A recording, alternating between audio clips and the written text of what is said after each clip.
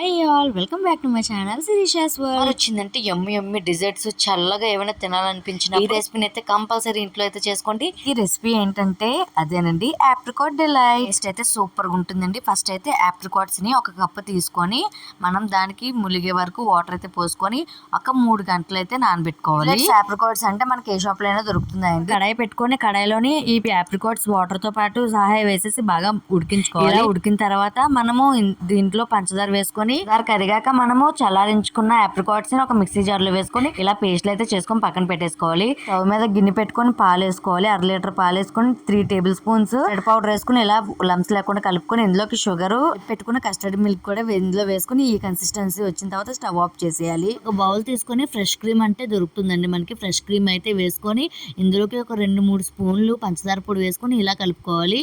ఇందులోకే మనం vanilla essence కూడా వేసుకొని ఇది పక్కన పెట్టేసుకోవాలి.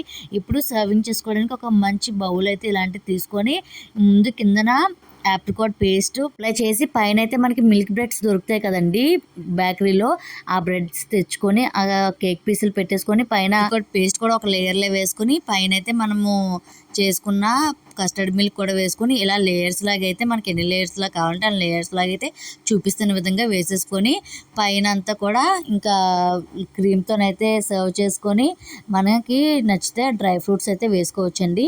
డ్రై ఫ్రూట్స్ వేసుకొని ఇది చల్లగా సర్వ్ చేసుకుంటే చాలా బాగుంటుంది.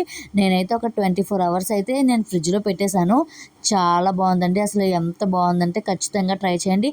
నేనైతే రెస్టారెంట్ తిన్న ఫీల్ అయితే ఖచ్చితంగా వచ్చింది.